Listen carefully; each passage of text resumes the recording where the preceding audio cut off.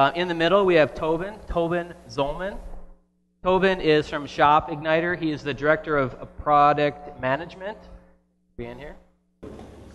Toban, you're up. Great. My name is Toban Zolman. I'm Director of Product Management at ShopIgnighter. So if you're not kind of familiar with that role, basically I work on product strategy and then also lead our product roadmap and definition and delivery.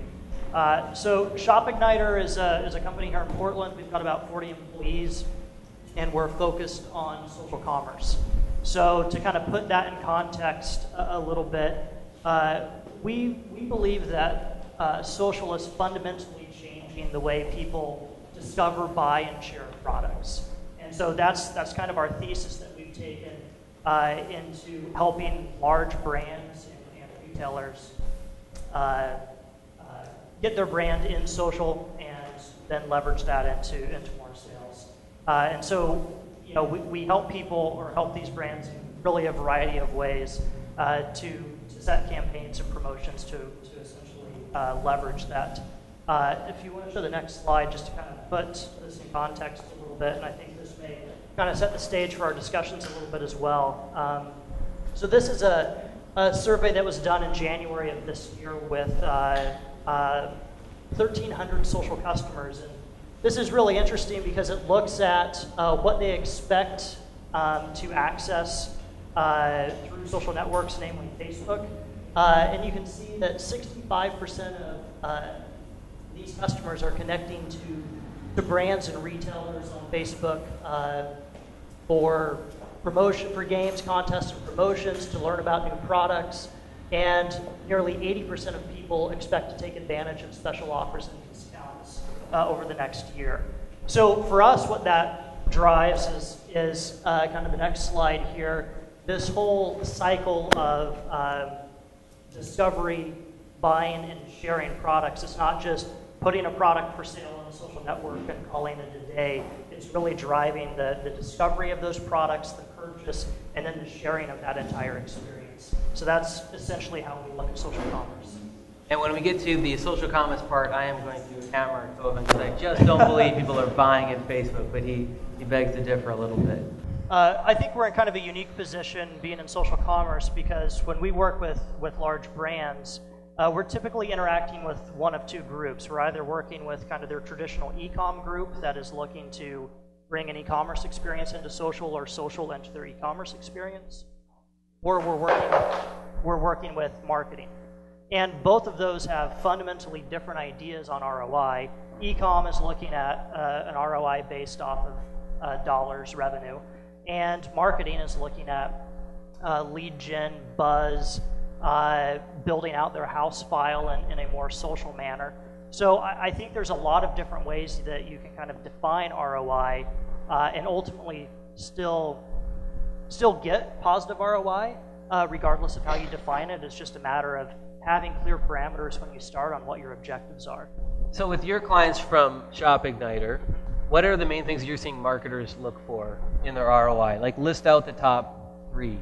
Yeah, so I would say taking what I would consider a traditional house file that is probably email-centric and converting that over into a social house file, if you will, where you have you can interact directly with fans, with people who are engaging with your brand through the social networks. So I think that is, yeah, you can do a shot.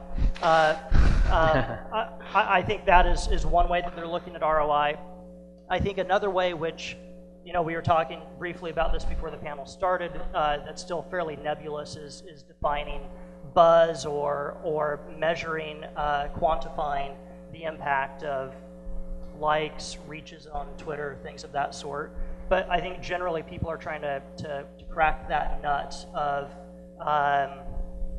what metrics can they look at that demonstrate there is value to the social activity. Okay. You know, gaining fans or followers or retweets or, you know, whatever the case may be. So I mean, if you look at the data that's come out on ratings and reviews, I mean, clearly there is especially in a social context, there is a corollary between views and ratings on a product and people's consideration to purchase that product. I think the latest figures I saw were that if someone looked at a product, even if it had negative reviews, they were still 55%. There was a 55% higher chance that they would consider the product, not buy it, but consider it. If there is just a review period. Yeah, even if it's negative. And the rationale for that is really that even negative reviews give context to the product. Somebody may have seen something as a defect in the product, but that may have nothing to do with what the other individual is looking for, and so it simply gives context to the product. So, I think in basic terms, ratings and reviews have proven themselves out as being effective. I think what we're starting to see is a transition potentially away from just straight ratings and reviews to referrals, either based off of your social graph or potentially based off of an interest graph. So either friends that are recommending a product, or potentially may not be friends that are recommending it, but someone who has similar interests and experience or particular domain expertise on the topic, and that drives additional conversion. So I think that's kind of where that is headed. How far along is ShopIgnighter with the referral technology? So, look, you can build, and many people are, an entire company around ratings, reviews, and referrals. I think our position on it is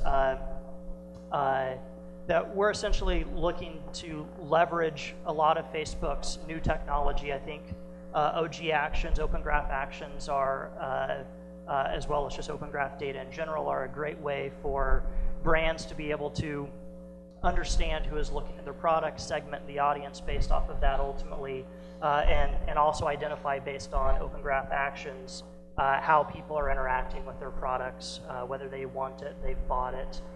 For some of our clients, they want to trade the product. So, I think our position on this is leveraging these sorts of Open Graph Actions to essentially try and build an interest graph, if you will, and use that to potentially drive referrals and wrap a social context around a product rather than go all in on ratings and reviews. Okay. I go to Facebook and I see these things. I've never bought from within Facebook. Yeah, so I mean, look, let's be honest. I think we're in a really interesting time, and I think we're in a very transitional time right now, and I liken it a lot to the start of e-commerce. And, a lot of people can cherry pick examples with social commerce that were either a huge success or a failure. And I think we've been working with enough companies. We've got about 50 clients who are doing this right now, many of whom are very large brands. And I think what we've learned a couple of things. The first thing we've learned is that what customers really care about in the social space are deals and exclusivity. And so if you can offer that sort of an experience in a social context, and you're rewarding people that are already fans of yours with early VIP access or deals on product closeouts, whatever it is, that's a model that works. If you look at examples where they have failed, I think if we can fast forward a few years, we'll look back on those in the same way that we look back on early e-commerce sites that were a product catalog online, and you would print off a order form and fax it in, and that was e-commerce.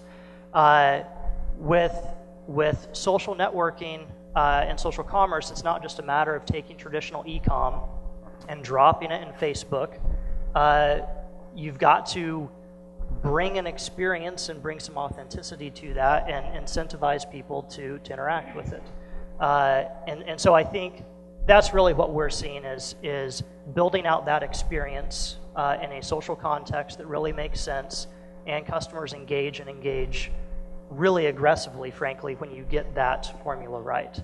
And so I think we're right on that curve of figuring it out.